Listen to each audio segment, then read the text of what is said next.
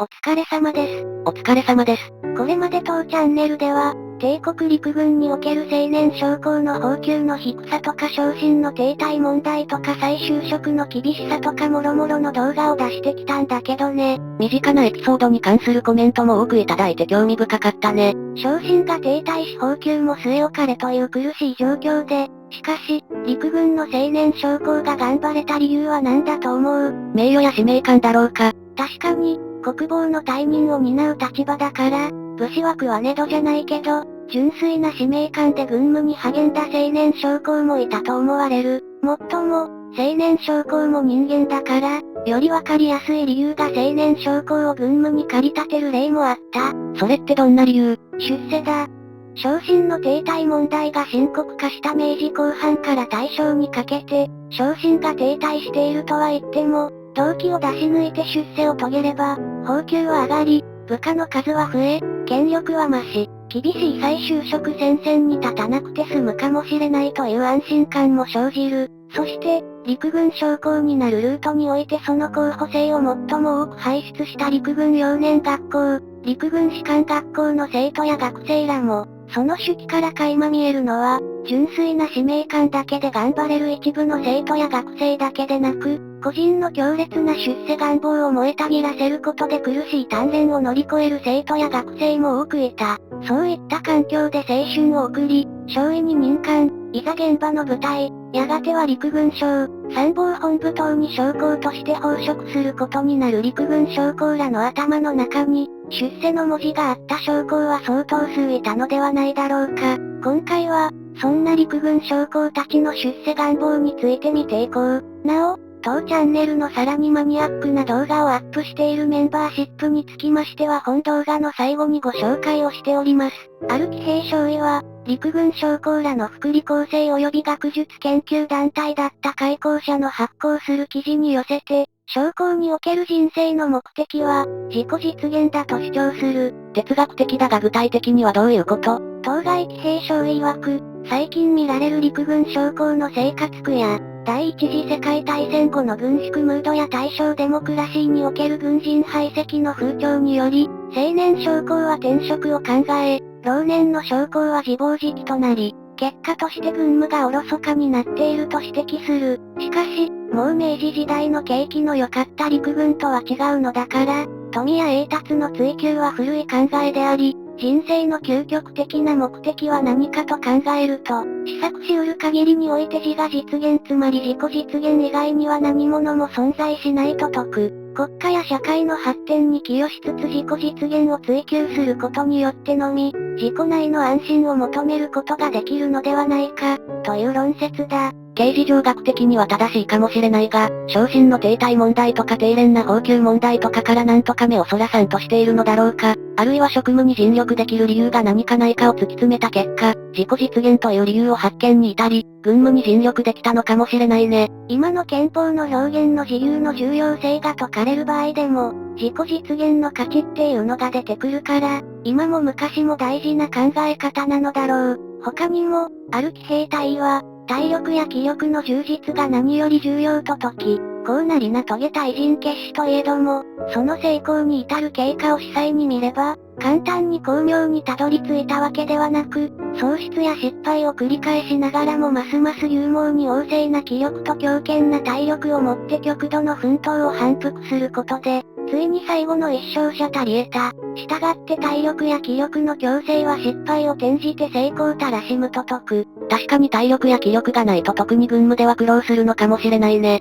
さらに、陸軍将校となって腐らないようにするには自らの向上進歩、任務遂行の観念が重要であり、陸軍士官学校の時代には元帥陸軍大将足らんとした野心も、それ自体が青年将校の目的ではなく、元帥陸軍大将になれるという栄達は、軍務に励んで向上進歩に努力した結果としての功績であり、自然の報酬であると説くものもあった。目の前の軍務に先進すればその結果として出世ができるということか。過剰昇降問題と昇進停滞問題を踏まえるとやや説得力には欠けるのではないだろうかと個人的には思わんでもない。明治期の文官官僚も解雇するところでは、国家の栄達と管理の栄達が相乗効果で実現されて何も矛盾しない時代という、現代からしても管理の桃源郷と表現して差し支えない時代があり、陸軍将校にとっても、明治の日本が交流するに従って自らの栄達も約束されるという、軍にとっての後継機とも言うべき時代があった。しかし、その時代はやがて終わりを告げ、過剰に供給された将校が限られたポストを争奪する激しい競争を繰り広げる時代になったことで、とにかく士気の停滞を防いで目の前の軍務に先進してもらおうという当局の意図が、この論説の背後にはあったのかもしれないね。すべての陸軍将校が出世できないわけじゃないから、陸軍当局としては出世を強調して軍務に先進するよう誘導すればよかったんじゃないの？そもそもポストが限定されて将校数が過剰になっている状況でその方法は適切ではないし、陸軍将校に特有の雰囲気も手伝って、出世を露骨に推奨するのは難しい事情もあった。陸軍将校に特有の雰囲気とは、陸軍幼年学校の解説動画でも言及した話だが、陸軍幼年学校や陸軍士官学校では、将来の出世の野望をエネルギーにして学業や訓練に励む生徒は多かったものの、出世の野望を表に出すのは控えた方がいい空気があった。すなわち、将来の出世に野心をたぎらせて試験勉強に励み、卒業席次を上げようと頑張る姿勢がわかりやすいと。そのようなガリ弁は軍人精神にそぐわないとして仲間内から忌避され、焼きを入れられるケースもあったようだ。しかし、焼きを入れた張本人も隠れて試験勉強をしっかりやって出世を目指していたそうだから、なんともややこしい空気だった。ちなみに、陸軍士官学校に入学している士官候補生は、軍の中学校相当である陸軍幼年学校からの内部進学組と、一般の中学校等から受験を経て進学してくる受験組とがあり、軍学校の雰囲気にバッチリ染まっている幼年学校出身者が、表立ってガリ弁を見せてしまう受験組に焼きを入れる傾向にあったそうな。厳しい軍学校では何か頑張れる理由が必要だったのだろうと思うけど、野望通り出世の階段を順調に登っていける将校だったら御の字だと思うんだが、出世を夢見る将校が多い状況で昇進が停滞すると、軍内の空気はどんなだったの？もちろん弊害や摩擦が生じた。まず、陸軍外部からも露骨と評された立身出世主義が陸軍内に蔓延する土壌となる。後年、満州国を牛耳る関東軍幕僚の横暴に辟易していた外交官が、関東軍幕僚らの思考する立身出世主義の過剰さを痛烈に批判しているが、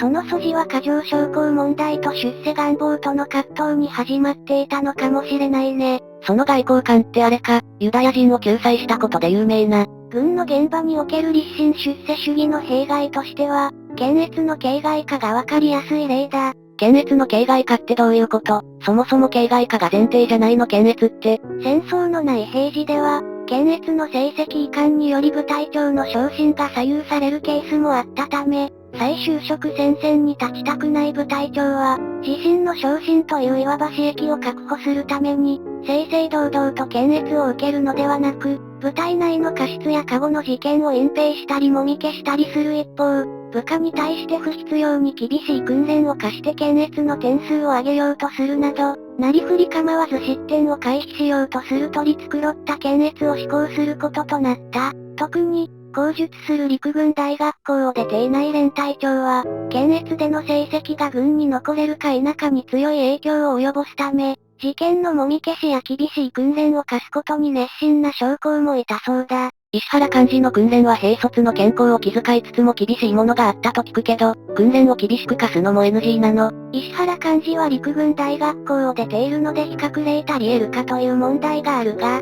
例えば弊社の火事なんかも連隊長の失点になるので、特に陸大を出ていない連隊長としては、この失点により昇進がストップすると対名、予備役、再就職活動というルートが見えてしまうため、なんとかこの火事という不名誉を挽回するために部下に強く当たって訓練を厳しくするケースがあったそうだ。この場合だと、純粋に部隊を強くするという連隊長の職務というよりは、私益目的でやっている感がなんとなく下にも伝わるんだろうね。こういった連隊長等に対する容赦ない表現の中には、現職に執着する高級軍人は、軍人の本領たる名節も連知もなんのその、部下を犠牲に教師上官を欺く徒輩である、と遠慮のない表現を用いているものもある。どこまで真相に迫っているのかは検証の余地があるが、部下の不評が生じるレベルで点数稼ぎに奔走する将校は、もともと陸軍士官学校では立身出世を考えて試験勉強に励む動機を軽視して勉強をしなかった将校。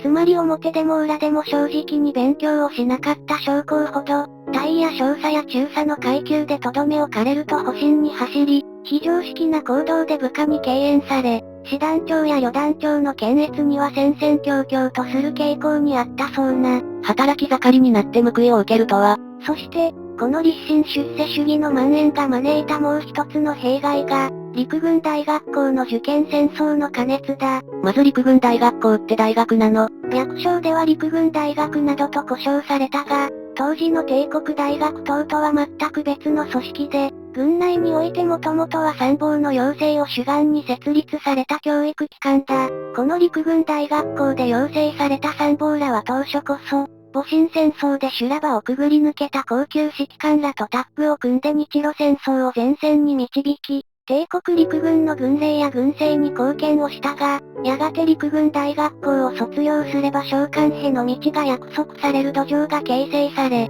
実際、陸軍大学校の卒業生の9割前後が召喚、つまり少将、中将、大将にまで累進した時期もあり、立身出世主義を象徴するような教育機関となっていった。参謀養成なのに召喚候補を輩出したの。そこが陸軍大学校の曖昧なところで、時期にもよるが師団レベルの参謀長や参謀は盛ん、軍レベルの参謀長は中将や少将であるものの参謀業務の実務を担う作戦参謀等は盛んであるなど、参謀養成と召喚養成とはイコールとは言い難く、召喚を輩出するなら、参謀養成課程と指揮官養成課程を別位にすべきだったという後年の批判もある。しかし、陸軍大学校は当初こそ参謀養成を学校の目的に掲げていたものの、徐々に参謀を養成するのか指揮官を養成するのか曖昧になっていき、情報や兵隊を軽視する戦術ばかりを陸軍大学校で勉強した参謀将校がキャリアを重ねて、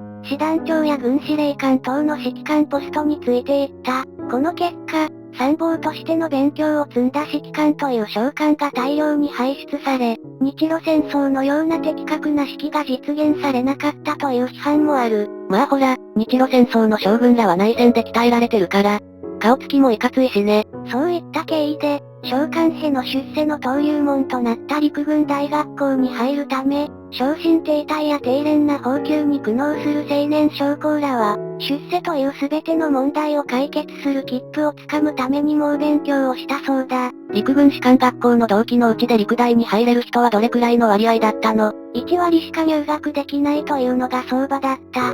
受験競争は熾烈を極め、大東亜戦争の開戦時に首相だった陸軍大将の東条英機は受験に失敗して剣道将来を期し、先輩の永田鉄山に受験指導をしてもらってようやく合格したり、終戦時の陸軍大臣である陸軍大将の穴見コレチカは受験に3回失敗して4回目の受験でやっと合格するなど、その苦労エピソードは歴史に名を残している将軍クラスらにも枚挙にいとまがない。軍務しながら受験勉強とかできなくない？これは裏があってね、連隊としても部下から陸大合格者を輩出するのは名誉なことだから、部下の陸大合格を熱心に目指す連隊長なんかは、優秀な部下を推薦して陸大受験の資格を付与した上で、官職に移動させて受験勉強の時間を確保させるなど、上司の意向も合否に反映する場合もあった。陸大に受かれば一安心だろうけども、落ちる人もいるわけだよね。陸大受験は浪人生も含めた熾烈な倍率で絞られるから、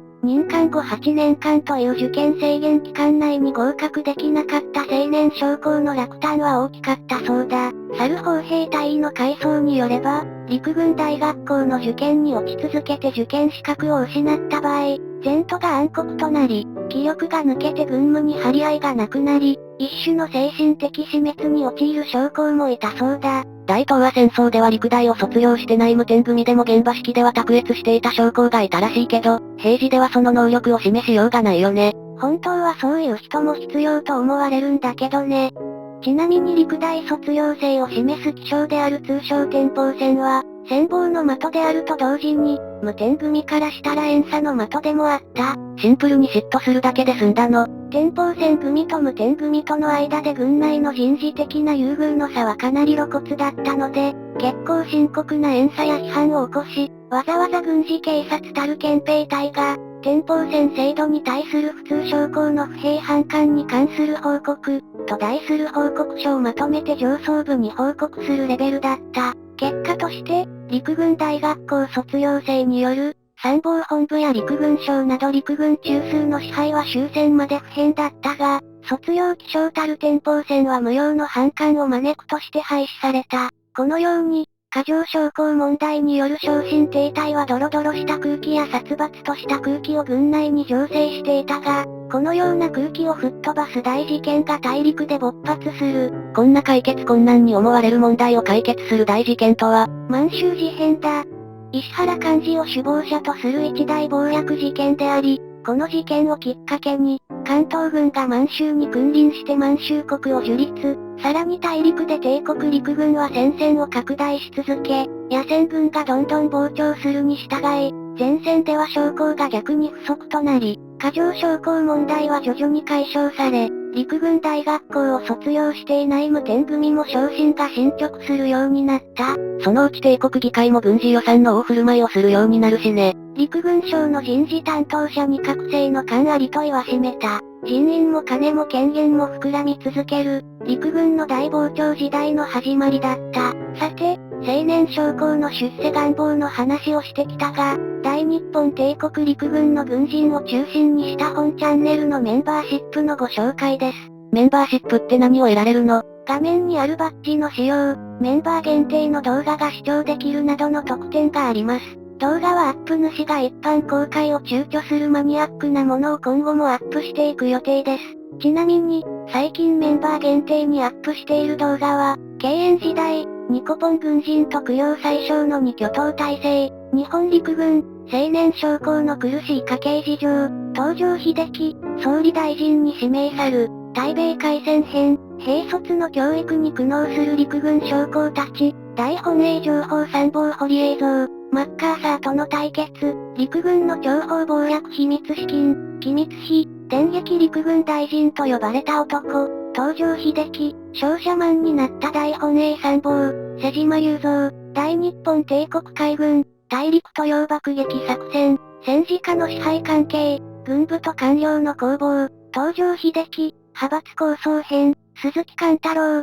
魚雷の攻防日清戦争編、東条英機、左遷編、軍事参議院、天皇の軍事顧問集団、笑顔の軍人最小桂太郎などです。直近の動画は、軍人でありながらニコニコ笑いながら肩をポンと叩く調整力を武器に最小に上り詰め、山形有朋ら旧世代の元老を駆逐すべく供養最小率いる政党と連携して交互に政権を担う一時代を築いた名将、桂太郎の解説動画です。山形有朋を排斥するために旧敵の政党と取引をする場面は桂太郎の覚悟を感じるね。他にも、昇進の停滞と低廉な俸給に苦悩しながら家族を養う青年将校の実際の家計はどのようなものだったのかを解説し、陸軍の中堅軍人がこの問題を解決すべく青年将校に対する俸給の抜本的改善案を立案するが、頭の固い陸軍首脳部により当該改善案が葬り去られる過程を解説しております。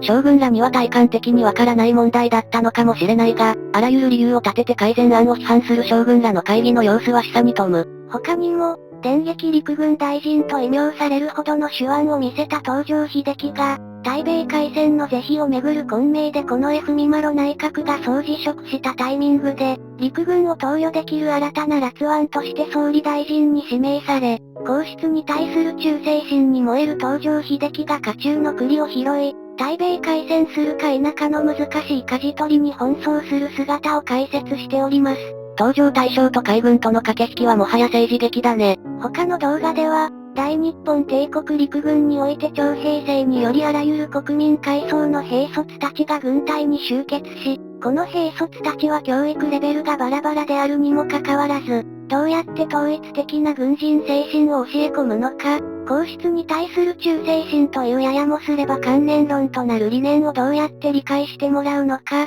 陸軍将校たちがあらゆる方法を試行錯誤して苦悩しもがく様子を解説しております。兵卒教育はビンタだけじゃなかったんだね。詳しくは画面下の概要欄にあるメンバーになるというボタンを押しますと詳しい紹介動画を見ることができます。ちなみにボタンを押してもすぐメンバーに申し込むことにはならず、紹介動画が流れるのみですのでご安心ください。また、概要欄の URL をクリックしても紹介動画を見ることができます。ここまで見てくれた人、ありがとう。秋田号を引き続きご愛顧ください。